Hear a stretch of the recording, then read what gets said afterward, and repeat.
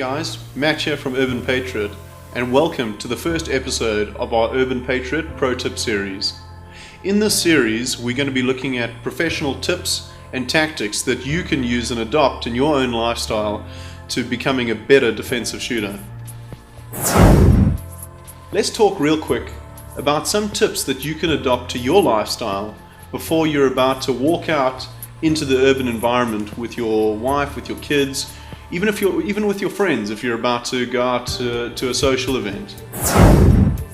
One of the things that's often overlooked when it comes to concealed carry is how the garment moves around the firearm. So not just concealing the firearm, but actually how you actually get onto that firearm and present the firearm when you need to get at the firearm very, very quickly.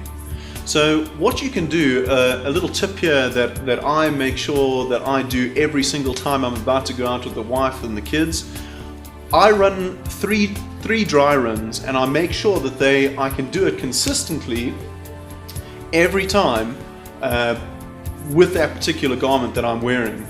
And what this does is it not only builds good, fresh muscle memory before I'm about to go out, it also tells me if what I'm wearing works well with the position of the firearm, for instance, whether it's strong side, appendix, whether it's a shoulder holster, etc. It just reinforces and builds confidence and muscle memory in whether I can actually get to that firearm effectively and draw the firearm effectively, and most importantly, consistently. So there's a few things that you can do when you're building up this routine. You know, you can startle yourself and build in a fright type reaction, which is a good reaction to build into any type of draw technique. So what you can do is build in that fright reaction. So something along the lines of, you know, take that deep breath, build in that fright reaction, and see if you can move the garment out the way effectively and correctly. Get onto the firearm and present the firearm without having any complications or fumbles or what have you. So what we're going to do is we're just going to have a squiz and just see quickly what it looks like when we're using one garment from the next, and let's just see what happens and what considerations we should think about when we are manipulating garment and things out of the way while presenting the firearm. So let's have a look at that real quick.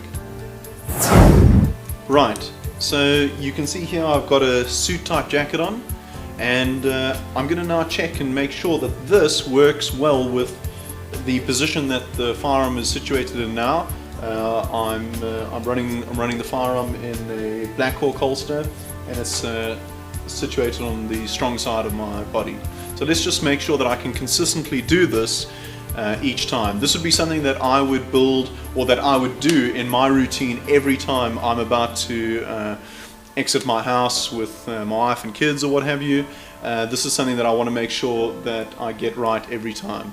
I also like to do this when I come back from wherever I've been out to. I like to do this when I get back home, just before I'm about to take off the concealment garment. It just builds up good repetition and good muscle memory. So let's take a look and see if this works with the particular position of the holster that I've got on now. So let's run this draw stroke.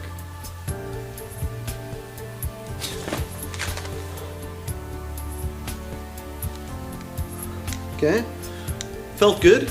I didn't feel anything was particularly wrong there, apart from the fact that I get quite hung up in a suit type of jacket, and I'm not able to get a full extension as much as I would like to get.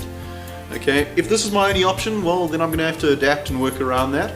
But we're assuming that I'm at my house. I'm now able to try on another garment if I'm not 100% happy. So let's run that draw stroke again, and let's see if anything else happens. Another thing that's quite nice about doing this consistently in your routine is you also get a chance to reholster the gun.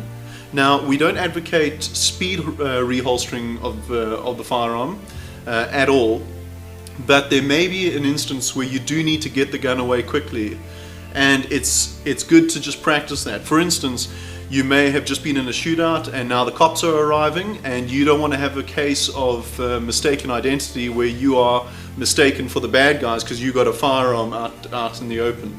So there may be an instance where you do need to do that. However, if you can avoid that, you want to reholster the gun carefully. So let's take a look at that draw stroke and let's run it again. Let's see what happens.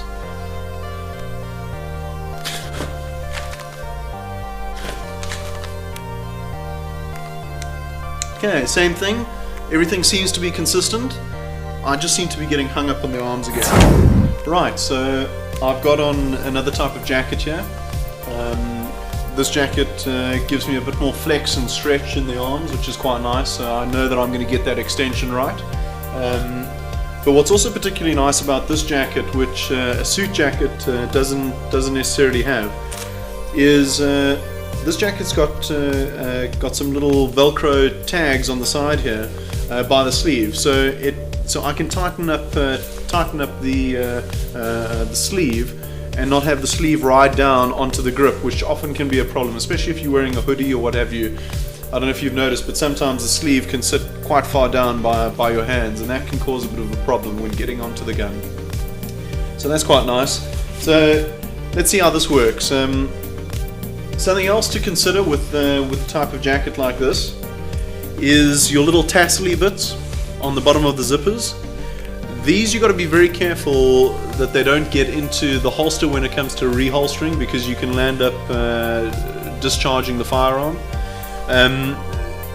If they start to get quite long, you can also land up getting this caught on the draw stroke, so you can actually land up completely impeding this movement and getting onto the firearm. So you just got to think about that kind of thing, especially when your zippers start to have those little buttons that you press to tighten or loosen the the drawstrings.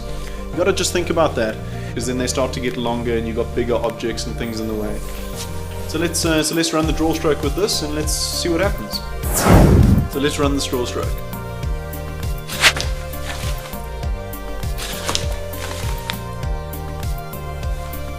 Okay, that felt much better. Alright, so I really like that. I feel very comfortable. Got a good extension on the draw stroke, so I'm happy. So let's just see how this reholsters.